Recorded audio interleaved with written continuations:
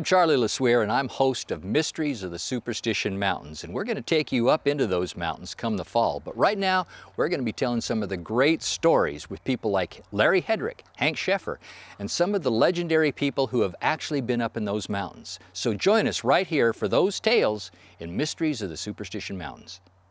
There are lots of different versions of this story. This was the most prevalent.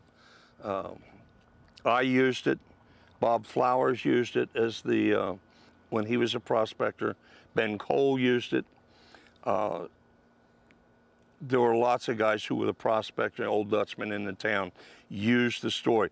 This is the one that was used the most, and this is the one that we used at ApacheLand. We used to do it down at the old shack that we had down there.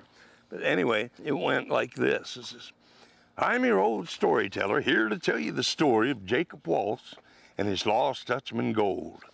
There's lots of different versions of the story, but Jacob Waltz's secret has managed to stay just that, a secret down through these many years since his passing back in 1891. Our story takes place in the shadow of the majestic Superstition Mountain. Pushed up as volcanic fault eons ago, this mountain range has become one of the most famous mountains in the world today.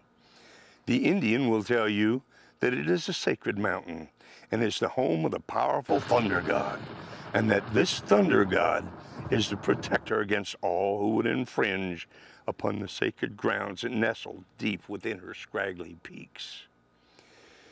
Now, Jacob Waltz, Walsh, Waltzer, depending on whose expert opinion you want to go by, was born in Wartenburg, Germany back in 1810.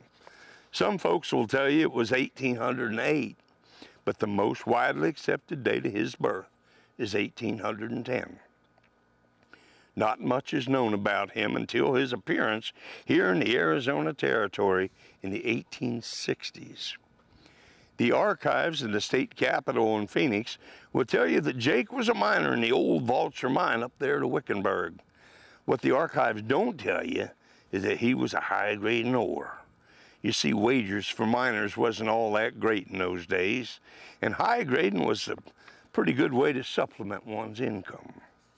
Now, though he was never caught at it, it was pretty sure that that's just what he was doing. And folks, high-grading is just plain stealing.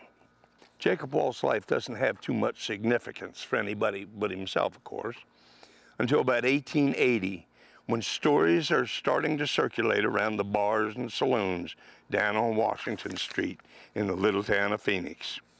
Seems like this certain old prospector is making an awful lot of trips up into the Superstition Mountain, each time returning with these burros heavily laden with rich gold ore.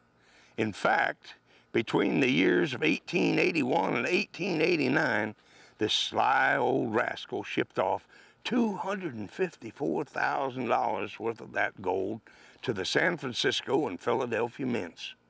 We know this to be true because there are shipping orders by way of Wells Fargo and the Butterfield stage lines.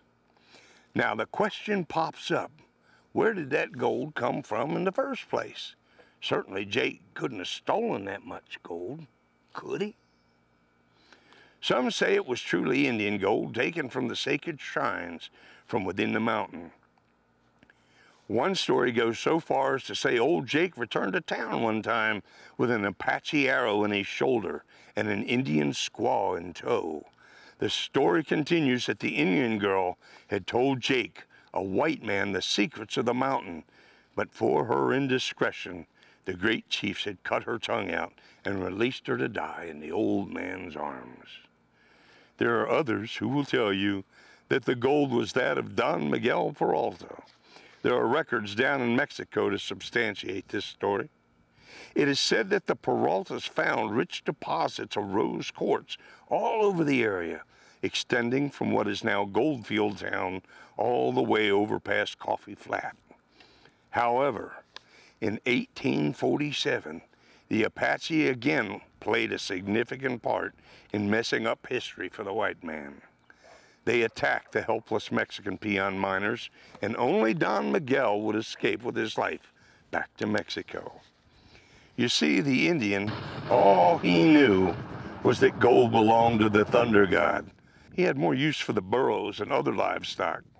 So he took the animals and he dumped the gold on the ground, right there on what is known as massacre grounds. Now, I heard tell that Jake was a cantankerous old buzzard and kept pretty much to himself. He was known to drink pretty heavy and could keep up with the best of them in that department. But even so, not a single child would go without a pair of shoes, nor anybody ever go hungry when the grand old man was in town.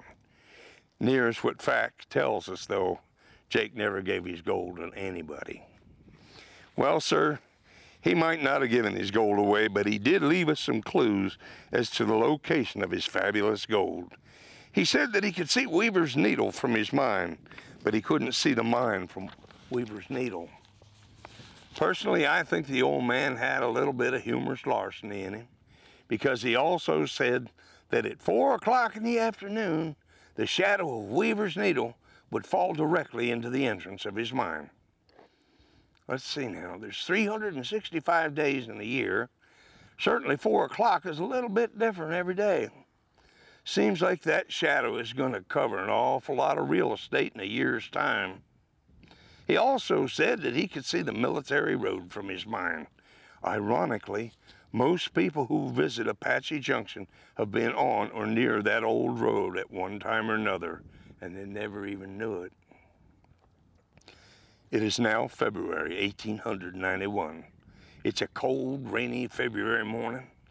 Even so, old Jake is getting ready to make another trip into the mountain to get him yet another load of gold.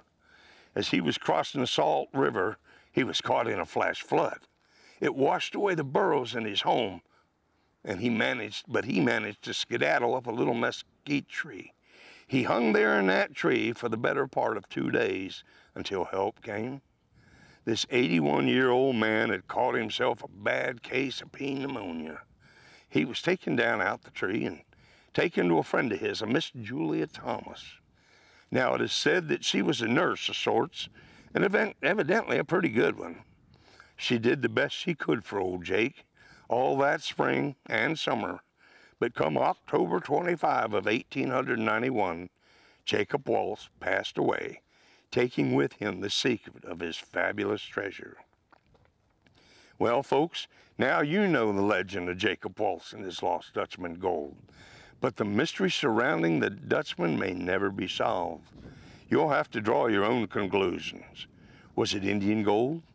Was it the gold of Don Miguel Peralta? Or was the old man simply a very clever thief? I don't think we'll ever know for sure, but I can tell you this. As long as men venture into the mountain, men will die. Many have already. Men like Adolph Ruth, Al Morrow, Jay Clapp, and Old Man Piper. As long as there is that dream and that thirst for adventure, men will seek out the gold of Jacob Walsh. The mighty Superstition Mountain will stand, and the Lost Dutchman legend will live in the hearts of men forever. Thank you for joining us for this edition of Mysteries of the Superstition Mountains. And join us next time for some more great tales. And remember, we're actually going to be going up there, and we're going to be seeing a lot of these places. So stick around. We're just waiting for it to cool down a bit. Right here on Mysteries of the Superstition Mountains.